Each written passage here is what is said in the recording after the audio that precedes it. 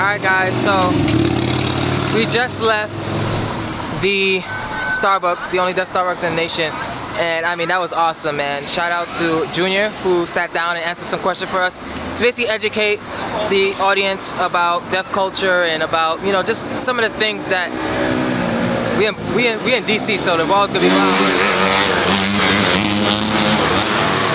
You know what I mean? Awesome, look how cool Look at the bus right here.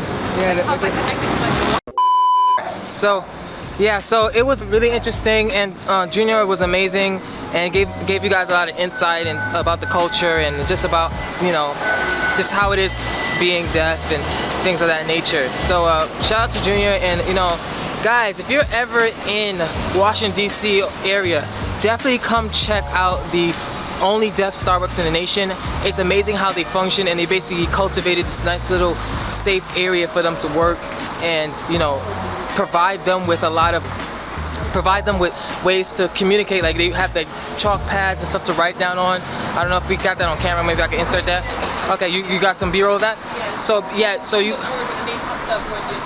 yeah, your name pops up with the board with the stuff is ready. So it's just really interesting. I think that's awesome that they were able to create the safe environment for them to work and thrive. And here we go, man, the power of languages. Just connect with people, talk with them. You heard it from Junior himself. Basically, you know, just be open-minded, and it's all about just communication. Like, do not be afraid or do not be intimidated just because, you know, you may not know how to sign. Communicate. There's many ways to communicate. Like, as you guys can see for yourself, my sign language isn't the best, but like, I know me, baby. Like, just give me like a couple months being immersed in the environment, I'm gonna get it really, really sharp. So we should go pass by Gallaudet. We're gonna pass by Gallaudet University since we're in the area. And I want to stop by the Chinatown. We're gonna stop by the Chinatown also, DC Chinatown. So stay tuned. Next stop is? Or stay tuned to the next stop? Stay tuned. Oh yeah, stay tuned to the next stop. I just said what the next stop is. No, where we go?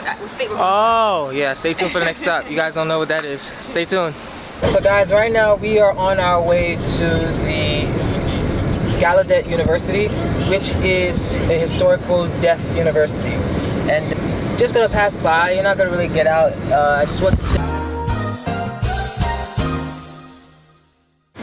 nearing in on Gallaudet University, which is a historically deaf university. And I've always heard about this university growing up, because, you know what I mean, it's just like, it's like obviously famous between amongst deaf people, because it's like the historical, one of the only deaf universities in the nation. Look right there, right there. Wow, that's so cool now, honestly, because it's like I'm always hearing about it, and you know. It's Gallaudet University, so it's like everybody that goes here is deaf people, and it's really cool. I'm sure they probably have some hearing people too that go here, but it's just a college for deaf people, and a lot of my mother's friends went here, and just it's a very, very famous school. We're just circling around the block now. Just finished shooting the reaction video and Starbucks, the old deaf Starbucks, and that was pretty cool, right, Jasmine? Oh my god. Yeah, that was pretty cool. It's really interesting, and I just wanted you guys to see, you know, what it's like. Give you a little bit of insight on how it is growing up deaf, working as a deaf person, you know, and just how deaf people feel about the two worlds, you know, hearing and deaf culture. So, speaking of this campus, it's pretty huge. It's still going. They got their football team. They got their. Let me tell you something though. One thing about deaf people, I've found, they're usually extremely gifted in physical activities. So that could be anything from sports. That could be anything, contact sports, fighting. Oh my god, deaf people could use 9 times out of 10 they could whoop your ass. Like, don't sleep.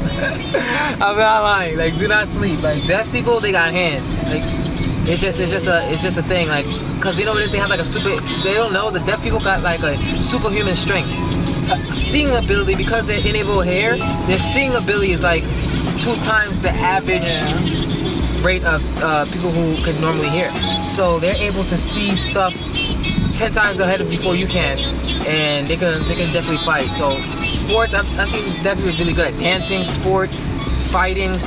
been really, really good. All right, I'm driving circles because I don't know where I'm going. I was just about to say, you know you missed a turn, right? I don't want to interrupt you. All right, so but I'm like, you definitely. Oh, we gotta get gas, so we at the gas station right here. So. Oh, okay, perfect. Okay. Stay tuned. We're gonna basically get some gas, probably get something to eat, and then we're gonna start making our way to. We're gonna start making our way to. Did you want to stop at that Chinatown or no? There is a Chinatown nearby here. We are running tight on time. Yeah, we are. But should we? I think we should still stop there and just we're gonna check out the. We got. Come on, man. Gotcha. Fulanka is in Washington D.C. I gotta check out the Chinatown, which is only like 7 minutes away from each other. Yeah, it's close by. So we're gonna go check that out now, and that's gonna be pretty cool. So stay tuned. We took a wrong turn, and I just see a lot of dreadheads and. Oh my God, let's go. We took a wrong turn. We went over the railroad track in like 2 seconds. Yeah. I feel like I'm in the Bronx. I'm in the Bronx or something. I was just trying to make a turn to the gas station, get the gas station. We really just did one turn and it just turned into something else. I was trying to get to the gas station and ended up in. Yeah, that was low-key scary. Chirac. Nah, this is cool. No, yeah, it's all jokes, y'all. It's all jokes, you know what I'm saying? We from Brooklyn, man. Brooklyn stand up. So right now we are in, we touched down, we made it. We are in Washington, D.C., Chinatown. D.C. Chinatown. It's quite a weird coming from, yo, they got all the food spots. Oh, look at this. Look at that. It's actually really nice. Yo, this makes nice. New York Chinatown look really bad. I'm just talking about how clean it is. Yo, this is mad cool. Look at the sushi stuff.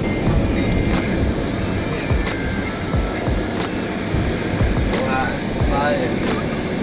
I like it. So guys, as you can see, Where are we? You already know, man. We have touched down in Washington, D.C.'s very own Chinatown. Yeah. Say Chinatown. Chinatown. So, we're right now in Chinatown, and as you can see, it looks really, really different from New York City Chinatown.